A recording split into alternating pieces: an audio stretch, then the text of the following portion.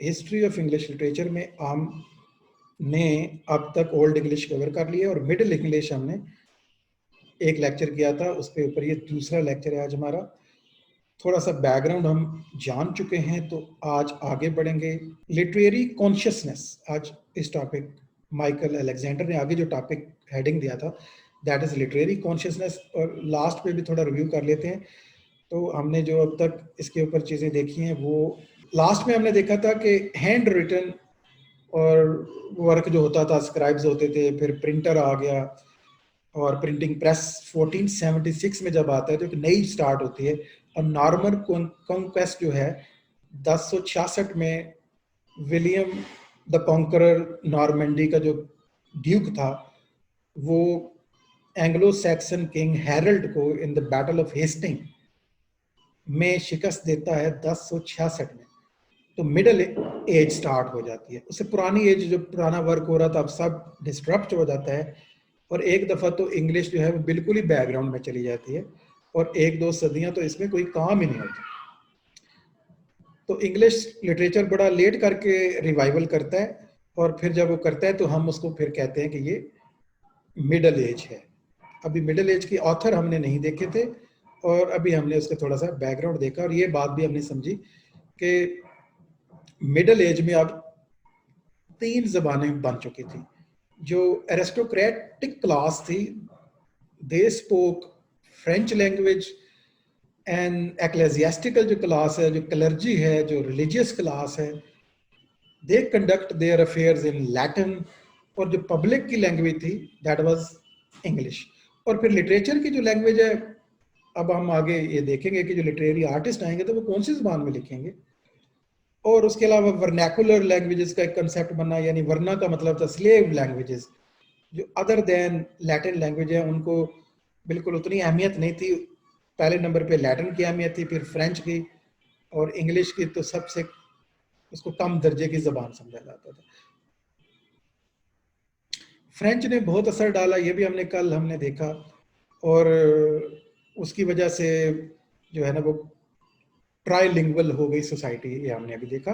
और इंग्लिश के मामले में भी एक तब्दीली ये आई कि इंग्लिश भी कई डायलेक्ट्स में अपीयर हुई। जब रीअपीयर हुई एक ज़बान के तौर पे, जब दोबारा से ध्यान दिया गया कि इंग्लिश में लिखना चाहिए, तो पता चला कि कौन से डायलेक्ट में लिखना चाहिए। इंग्लिश तो ढेर सारे डायलेक्ट्स में डिवाइड हो चुकी थी इन सारे वाकयात की वजह से। अल्टीमेटली हमने देखा कि लंदन के डायलेक्ट को ग्रेजुअली स्टैंडर्डाइज किया गया है।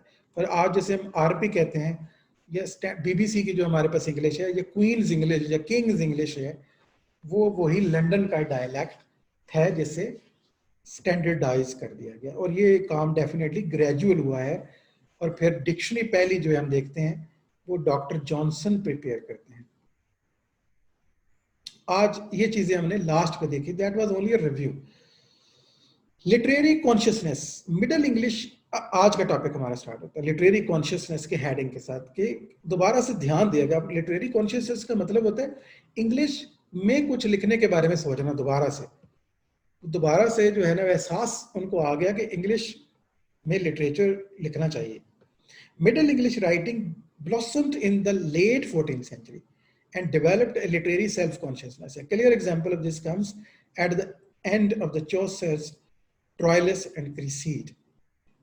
तो हमें ये उसकी झलक नजर आती है जब चौसर बहुत लेट जाके डिसाइड करता है कि मुझे इंग्लिश में अब लिखना है। पहले वो इंग्लिश में की बजाय लैटिन में और फ्रेंच में अपने जो है ना वो राइटिंग करता है। ट्रायलस और क्रिसीड क्या है, इस पर आगे आ जाएगा, अभी हम थोड़ा सा उसका वेट कर लेते हैं। इसलिए Chaucer's ambitions for vernacular poetry had been raised by reading the Italian poets of the 14th century. The Trecento, ये इटालियन जो पोइट्री थी, इटालियन जो वर्क्स हैं, उनको जब ये पढ़ता है चौसर और उनको इमिटेट करता है, उनके बारे में जब ये जानता है तो इसे ये फील आता है, इसे ख्याल आता है कि यार इंग्लिश जो है उसको में तो कोई काम नहीं किया जा रहा। हमेशा हम लोग इटालियन में काम करते हैं, लैटिन में काम करते हैं, तो इटालियन पोइट्स की तो बड़ी अहमियत है, ये सारा कुछ है, वाई नॉट इंग्लिश। ये जो सोच आना है, इसे हम कहते हैं literary consciousness. He identifies himself as a European poet, the first to write in English. तो ये पहला शायर हम इसे कह सकते हैं चौसर, वो यूरोपियन पोएट जिसने इंग्लिश में दोबारा से मतलब लिखने की ठानी, मॉडर्न वे में हम कह रहे हैं इसको। मर्दर more Chaucer wrote in English only is senior contemporary John Gower, to whom he dedicates Troilus, wrote in English, French and Latin। ठीक है, जब लिटरेचर की बात आती है तो चौसर में तो इंग्लिश में लिखा, चलो इसने इमिटेट किया शुरू में फ्रेंच को, लैटिन को, लेकिन जो है ना वो कोशिश की कि लिटरेचर का जो कॉन्सेप्ट है इंग्लिश में दिया जाए सारा। लेकिन कुछ ऐसे ऑथर भी हैं जो तीनों जुबानों में ही आर्ट प्रोड्यूस कर रहे थे, लिटरेचर प्रोड्यूस कर रहे थे, क्योंकि ट्राइलिंगुअल सोसाइटी बन चुकी थी। एक ही माशरे में तीन बड़ी जबानें थी, आम बोली चाले जाने वाली जबान जो है वो 90% लोग तो इंग्लिश बोलते थे, बाकी जो 8-10% रिलीजियस लोग हैं वो लैटिन बोलते थे, और 4-5% जो एरिस्टोक्रेटिक क्लास थे जिनके पास पावर थी, जो रूल कर रहे थे, वो फ्रेंच बोलते थे। तो जॉन गॉवर को अगर हम देखें और इसके साथ कंपेयर करें तो जॉन गॉवर इसके कंटेम्प्रेरी पोएट हैं जो कि तीनों जबानों में, इंग्लिश, फ्रेंच और लैटिन में लिखते हैं। और ये वही जॉन गॉवर हैं जिनको ट्रॉयलिस जो पोएम है, ट्रॉयलिस एंड क्रीसीड, ये चौसर की जो पोएम है, ये अपनी डेडिकेट भी करता है इस पोएट को। After Chaucer poetry in English is part of the modern European tradition. तो ये है लिटरेरी कॉन्शियसनेस के हेडिंग में हमने समझा कि किस तरह एक ख्याल जो है वो इंग्लिश सोसाइटी में जन्म लेता है कि इंग्लिश में आर्ट होना चाहिए, वापस हमें इंग्लिश में लिटरेचर प्रोड्यूस करना चाहिए। इटालियन में, लैटिन में और फ्रेंच में लिटरेचर लिखा जा रहा है, काम हो रहा है, तो क्यों ना इंग्लिश में भी जेन्युइन काम तख्लीक किया जाए। लेकिन नया फैशन क्या था, फ्रेंच एंड लैटिन। पुराना जो ओल्ड इंग्लिश में थोड़ा बहुत इंग्लिश की तरफ लोग आ चुके थे, अचानक से वो सिलसिला ख़त्म हो गया था, और प्रॉब्लम क्या बन गया था, फ्रेंच का अराइवल। और फ्रेंच लोग अपने साथ नया ट्रेंड भी लेके आए थे, नया फैशन लेके आए थे। वो क्या था, the arrival of this romance language came new literary forms and the humanism with the 12th century renaissance. English में याद रखें रेनेसा थोड़ा लेट आया है, जबकि इटालियन में 12वीं-13वीं सदी में रेनेसा स्टार्ट हो गया था, जब यहाँ पे मिडल एज है अभी। तो ये ह्यूमनिज्म के कॉन्सेप्ट और वो जो 3 क्राउन राइटर मैंने बताए थे आपको इटालियन के लेटेस्ट, उनके असरात जो है वो इन पर शुरू हो चुके थे। उन्होंने रेनेसां स्टार्ट कर दिया था, और उनका उन ह्यूमनिज्म की तरफ जो टर्न ले लिया था उन्होंने, वो उसका इन्फ्लुएंस भी आने लगा इंग्लिश लिटरेचर के ऊपर पहली बार। और ह्यूमनिज्म जो है वो आगे चल के हम इसको और भी डिटेल में देखेंगे। ह्यूमनिज्म असल में टर्न करना है गॉड से इंसान की तरफ, क्योंकि उससे पहले जो ओल्ड या डार्क एजेस हैं यूरोप के अंदर, चर्च बहुत ज्यादा ताकतवर था, और जो पोइट्री है वो सारे पोइट जो पोइट्री करते थे तो हजरत ईसा के बारे में पोएमें लिखते थे, या हजरत मरियम के बारे में लिख लेते थे। इसके अलावा उन्हें लिखने की इजाजत ही नहीं थी, या उनको अप्रिशिएट ही नहीं किया जाता था। इसी तरह जो म्यूजिशियन थे वो अगर म्यूजिक बनाते थे तो वो चर्च के लिए बनाते थे, यानी चर्च ने हर चीज को काबू में रखा हुआ था कि मेरे लिए म्यूजिक बनाओ, चर्च ही थीम देगा। इसी तरह अगर हम पुराने ड्रामे अगर देखें, मिरेकल और मोरालिटी प्ले होंगे, सेंट्स की लाइफ को सेलिब्रेट किया जाएगा, या क्राइस्ट की सैक्रिफाइस को सेलिब्रेट किया जाएगा। इस तरह पुराना जितना भी आप हिम्स ज्यादा फेमस होंगे, कैडमन ने जितना भी काम किया आपने देखा, Dream of the Rood famous हुई। तो रिलीजन के अलावा जो है ना वो काम नहीं होता था। तो एवरीथिंग वाज गॉड सेंटर्ड, हर चीज खुदा को सेंटर में रखकर, क्राइस्ट को सेंटर में रखकर, सेंट्स को सेंटर, यानी इनकी चर्च के राउंड अबाउट घूमती थी, जो गॉड का रिप्रेजेंटेटिव था। अब ये जो मैंने 3 आपको ऑथर बताए थे, क्राउन राइटर्स, 3 क्राउन राइटर, बाद में इनको नाम दिया गया, दांते, बोकाचियो एंड पेट्रोआर्क। लास्ट टाइम मैंने आपको ये बताए भी थे। इन्होंने एक नया कॉन्सेप्ट दिया विच इज कॉल्ड ह्यूमनिज्म, कि अब जो है वो पोइट्री हम करेंगे, मतलब पोइट्री में हम अब अपनी बिलव्ड की तारीफ करेंगे। ठीक हो गया, इंसान की तरफ आ गए। वो अब जो इसी तरह साइंस भी ये ह्यूमनिज्म से ही निकली है, यानी इंसानों के बारे में अब ह्यूमैनिटीज आपको पता है डिपार्टमेंट होते हैं। इसी तरह सोशल साइंसेज डेवलप होती हैं, प्योर साइंस, यानी अब इन्होंने सोचा कि जितनी भी तहकीक और रिसर्च है पहले सिर्फ बाइबल की होती थी, रिसर्चर बनना है तो बाइबल की रिसर्च करो, पोइट शायरी करनी है तो क्राइस्ट के बारे में लिखो, ठीक है, मरियम के बारे में लिखो, या इस तरह करके रिलीजन के टॉपिक से तो बाहर जाने की इजाजत नहीं थी। इन तीनों ने क्या किया, आर्ट, लिटरेचर, कल्चर और जितने भी म्यूजिशियन और ये सारी चीजें थी, इसका रुख मोड़ दिया कि किस तरफ कर दिया, गॉड से हटाकर किबला जो है वो चेंज कर दिया और इंसान को सेंटर में रख दिया। इट इज कॉल्ड ह्यूमनिज्म, यानी ह्यूमन अब उसकी वर्शिप होगी। आई मीन पोइट्री की जाएगी, इंसान की ब्यूटी के बारे में लिखा जाएगा, इंसान के कारनामों के ऊपर लिखा जाएगा, जैसे कि ग्रीक और पुरानी पोइम्स में होता भी था ऐसे पहले। तो खैर ये ह्यूमनिज्म पर आगे कुछ मुझे आपको और भी समझाना पड़ेगा जब खास तौर पे रेनेसां स्टार्ट होगा, वो सारा है ही ह्यूमनिज्म। तो फर्स्ट, अब चूंकि फ्रेंच में ह्यूमनिज्म और लैटिन में स्टार्ट हो चुका था, वहां तब्दीली आ चुकी थी और वहां शायरी का रुख अब चेंज हो गया था, अब सोनेट्स लिखी जा रही थी, इंसानों को भी चीजें डेडिकेट की जा रही थी, मौसमों पर लिखा जा रहा था, फूलों पर लिखा जा रहा था, पहाड़ों पर लिखा जा रहा था, टॉपिक चेंज हो गए थे, ठीक है। तो और इसी तरह ये लिटरेचर जो है ना, ये सोच जो है, इसने असर डाला, इंग्लिश लिटरेचर पे भी असर डालना शुरू कर दिया था।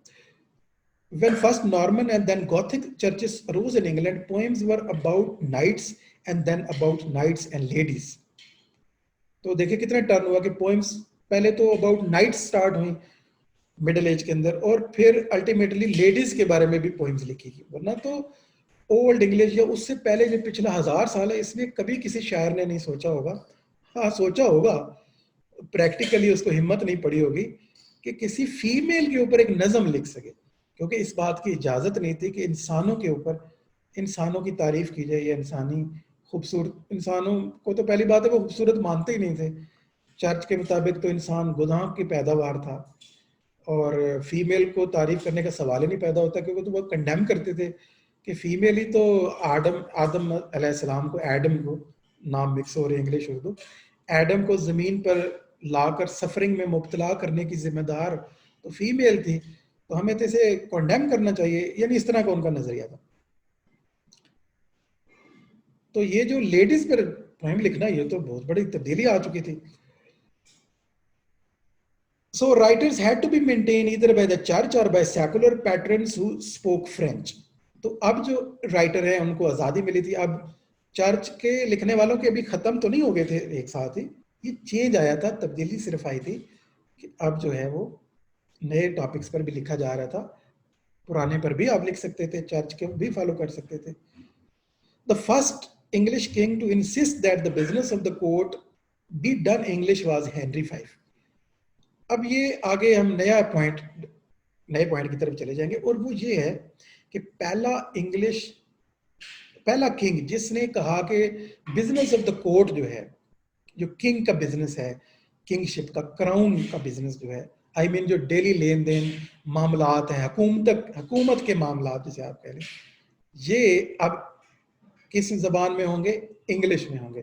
तो ये फैसला किसने किया था, हेनरी V ने, who claimed to the king of France as well as of England, Ireland and Wales.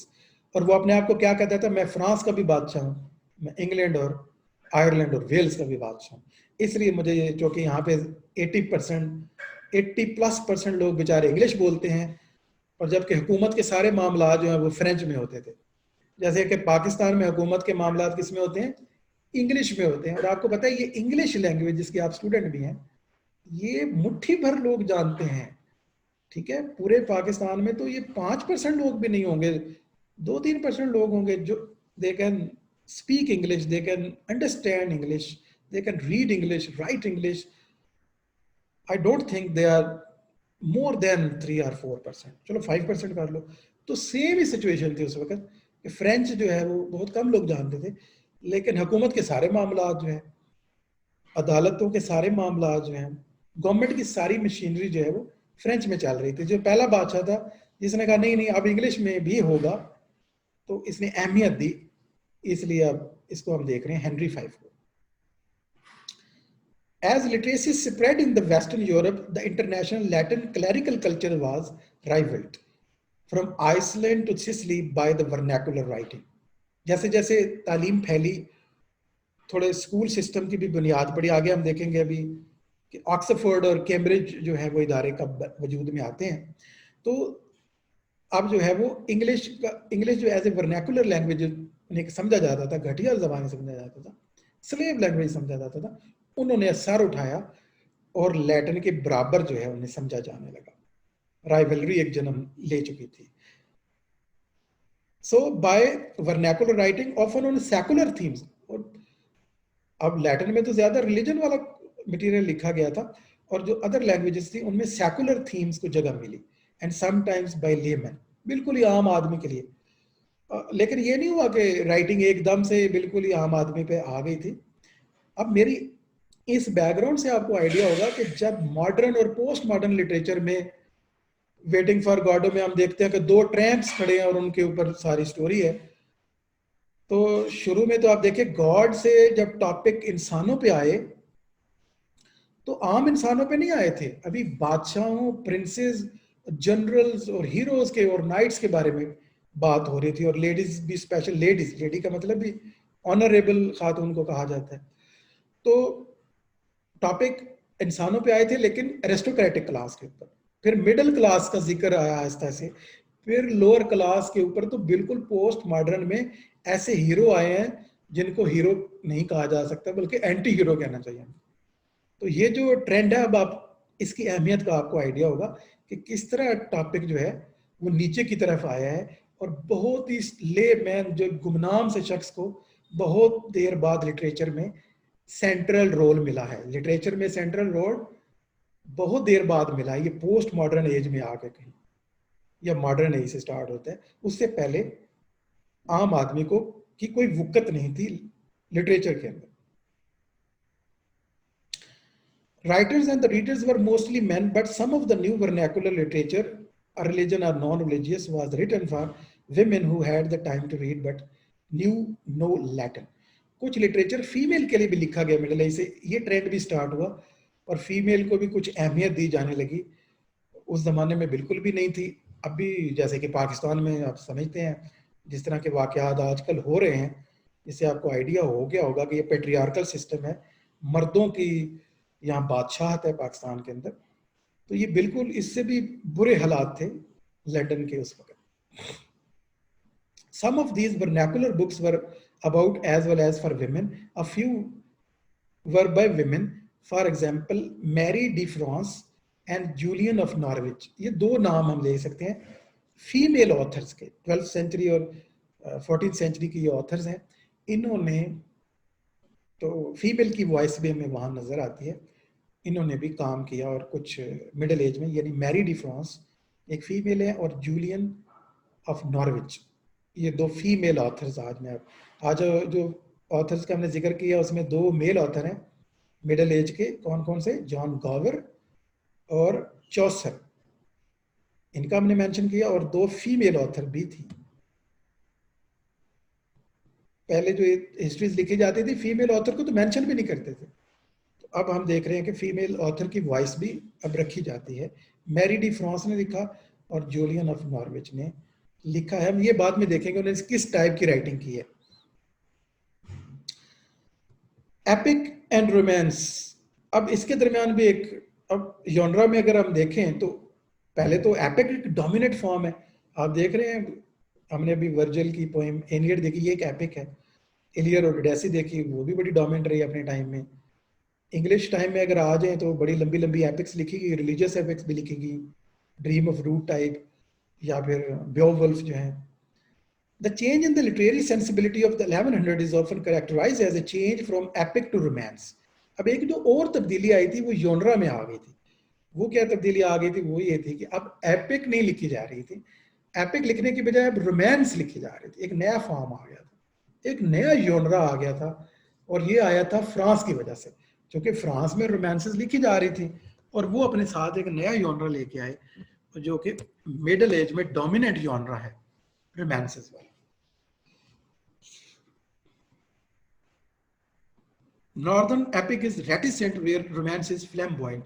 हाँ, माइकल अलेक्जेंडर ये जरूर कह रहे हैं कि जो एपिक थी, नॉर्दर्न एपिक जो लिखी गई जैसे बेओवुल्फ है, तो वो जरा सीरियस किस्म की नज़में थी, उसमें इतना शोखापन नहीं था, जबकि रोमांस जरा फ्लैम्बॉयंट है, इसमें शोखापन बहुत ज्यादा था। लेकिन अब समझना ये है कि अगर रोमांस ने आकर, इस जॉनरा ने आकर रिप्लेस कर दिया था एपिक को, तो रोमांस है क्या आखिर? So a kind of the medieval story originally from stories written in Romance or vernacular French, romance is just the adjective for the languages derived from Latin. Romance के कई मतलब हैं, तो एक मतलब तो ये है कि वो जबान जो लैटिन की डॉटर लैंग्वेज हो, यानी इंग्लिश जो है ना, ये रोमांस लैंग्वेज नहीं है। इंग्लिश तो आपको पता है जर्मन से निकली है ना, तो जो लैटिन की डॉटर लैंग्वेजेस हैं यानी वर्नैकुलर्स हैं, या उसके अंदर से स्लेव लैंग्वेज निकली हैं स्पेशली, या उसकी डॉटर लैंग्वेजेस हैं, उनको रोमांस लैंग्वेजेस कहा जाता है। जैसे पुर्तगीज है, स्पेनिश है, जैसे फ्रेंच है, ये लैटिन से, और मॉडर्न इटालियन है। मॉडर्न इटालियन, स्पेनिश, फ्रेंच, तो ये तीनों डॉटर लैंग्वेजेस हैं लैटिन की, तो इनको रोमांस लैंग्वेज भी कहा जाता है अगर लैंग्वेज के पर्सपेक्टिव से देखें। लेकिन ये एक जॉनरा भी है, राइटिंग का जॉनरा भी है, और मॉडर्न डेफिनेशन भी अभी मैं आपके साथ शेयर करता हूँ। As a genre term it means marvellous story. As a genre it means marvellous, एक हैरान कुन जरा कहानी होती है, बिल्कुल नॉर्मल वाकयात इसमें नहीं होते हैं, और पोइट्री की फॉर्म में नहीं लिखी जाती है। Its adjective is also romance to avoid confusion with romantic, a late 18th century term for writing which imitates medieval romance. The use of the romance for the love story is modern. तो romantic से आपने से confuse नहीं करना, वो romantic जो movement है वो बाद में आएगी, उस पर हम न्यू क्लासिकल एज के बाद आएगी रोमांटिक एज, वो अलग चीज है, ठीक है? उससे बिल्कुल आप इसे कंफ्यूज ना करें। रोमांस एक जॉनरा अलग है और वो एज अलग है, और जो बिल्कुल मॉडर्न एक डे में रोमांस का मतलब लव स्टोरी भी लिया जाता है, ये इसका एडिशनल मीनिंग है। लेकिन रोमांस एज ए जॉनरा वो है एक मार्वलस कहानी, ठीक है?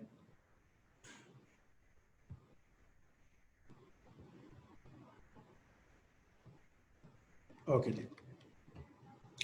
Arthur, if he was a historical, Arthur defeated the pagan Saxons in the battle in the Mons Badonicus. तो अब आर्थर के बारे में हम जानते हैं, आर्थर एक लेजेंडरी कैरेक्टर हैं, ब्रिटिश से बिलोंग करते हैं।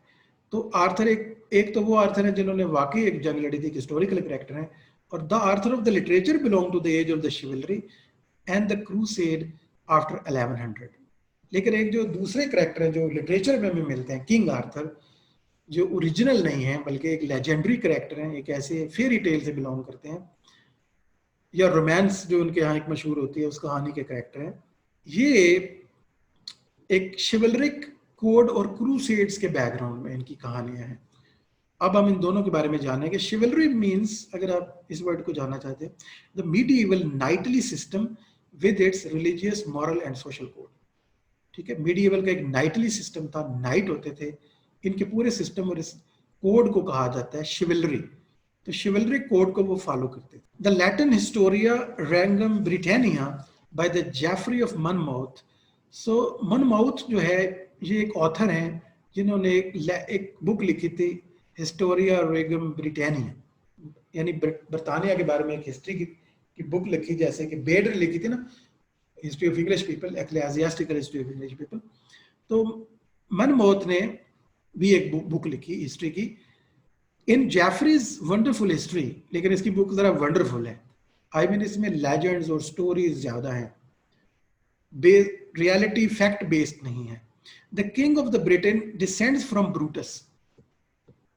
ठीक है, इसने क्या किया, इसने जो हिस्ट्री ऑफ ब्रिटेन लिखी है, इसने ब्रिटेन को लिंक किया है, जैसे वर्जल ने रोम के एंसेस्टर्स को किसके साथ जोड़ा था, ट्रॉय के साथ जोड़ दिया कि ये ट्रॉय की ही लिनेज है जो आज मॉडर्न रोम है। इसने क्या किया जेफरी ने, जेफरी ऑफ मनमाउथ, इसने पोएम तो नहीं लिखी, एपिक नहीं लिखी, एक हिस्ट्री की बुक लिखी, और क्या किया उसमें, the Kings of the Britain descend from the Brutus, the original conqueror of the island of Albion.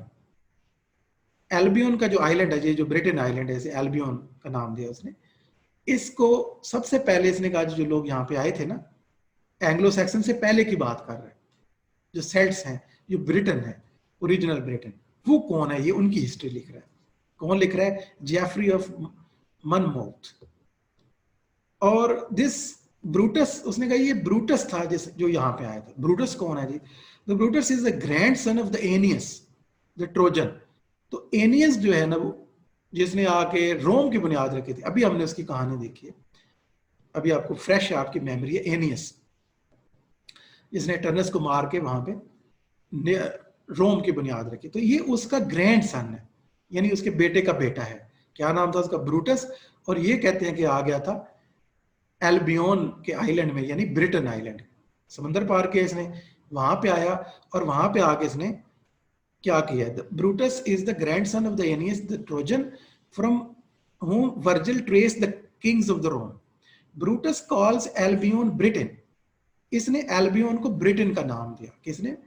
Brutus ने, आफ्टर हिज ओन नेम, ठीक है। The capital is new try, और इसने एक नया शहर बसाया यहाँ पे जिसका नाम था New Troy, later called London, ठीक है। ये जो लंदन शहर है इसकी तारीख निकाली, और याद रखें ये मिथिकल है, जैसे बिल्कुल रोम की तारीख वर्जल ने पोइटिकल फॉर्म में बयान की है, वो भी बिल्कुल मिथ है, और ये इसने बिल्कुल वही काम किया हिस्ट्री लिख के। लेकिन ये याद रखने वाली बात है, इसकी लिटरेचर में एक अहमियत है। Brutus calls Albion Britain after his own name, the capital is the New Troy, later called London. London का नाम क्या था? न्यू ट्राई, जो बाद में लंदन बन गया। और न्यू ट्राई से पहले पूरे एरिया को ब्रिटेन किसने नाम दिया? ब्रूटस ने, जो एल्बियन कहलाता था पहले। और ब्रूटस कौन है? Grand son of एनियस। और एनियस कौन है? ये ट्रोजन प्रिंस था जो वहां से बच के निकल आया था उस जंग में, और क्वीन ऑफ डाइडो ने इसी के लिए जान दी थी। उसके बाद हुआ ये था कि Romans conquered Britain, but the Britons under Lucius reconquer their Rome. तो उसके बाद इन्होंने अपने आप को कहते हैं कि फ्री करवाया और रोमन से। आपको याद होगा मैंने बताया था कि दूसरी सदी में रोमन्स आए थे ब्रिटेन पे, बहुत पुराने लेक्चर में, और 2, 3, 4 सदियां उन्होंने हुकूमत की है। चौथी और 5वीं सदी में जब वो चले गए तो एंग्लो सैक्सन ने फिर हमला किया और ब्रिटेन पे कब्जा कर लिया, ठीक है। और एंग्लो सैक्सन पीरियड स्टार्ट हो गया। आई होप कि आप कंफ्यूज नहीं हो रहे होंगे, क्योंकि हिस्ट्री है, थोड़ा बैकग्राउंड आपके लिए क्रिएट होना बहुत जरूरी है, इसको समझने की कोशिश करें। इन्होंने लिखा कि हमने उसे रिकवर किया अपने न्यू रोम को। न्यू रोम कौन सा था? न्यू रोम मतलब London. They fight bravely under king Arthur against the Saxon invaders. ये देखिए उस कहानी को ये मेंशन कर रहा है, उस तारीख को जब सैक्सन, एंग्लो सैक्सन हमले कर रहे थे और वो इंग्लैंड में अभी नहीं पहुंचे थे। तो उनके खिलाफ कौन लड़ रहा था? किंग आर्थर, एक बहुत फेमस किंग है, जो सेल्टिक किंग है, जो ब्रिटेन किंग है, ओरिजिनल ब्रिटेन है। ब्रिटेन और इंग्लिश में फर्क है, ये मैं पहले ही बता चुका हूं। Fatally wounded at the battle of the Camlann. Camlann की बैटल एक होती है जिसमें बहुत जख्मी हो जाता है। Arthur is taken to the island of Avalon, whence according to the wizard Merlin's prophecies he shall one day return.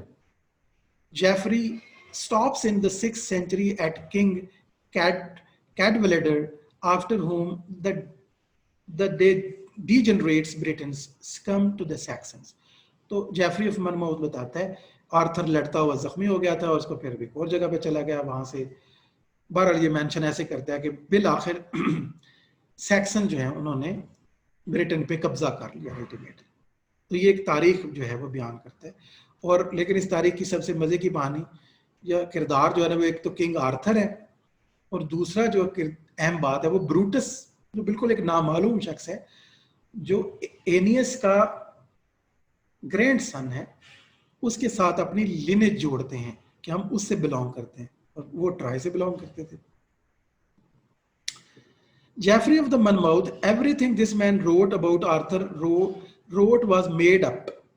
काफी क्रिटिक ने कहा कि इसने खुद से बनाया सारा कुछ, partly by himself and partly by the others, either from an inordinate love of lying or for the sake of the pleasing the Britons.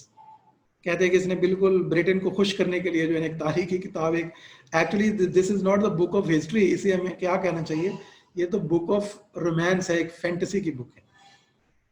The legends of the Arthur and his round table were further improved better before they recrossed the channel to the northern half of the Norman kingdom. However, इसने जो legend of Arthur mention किए हैं वो बाद में कई कहानियों का सोर्स बना।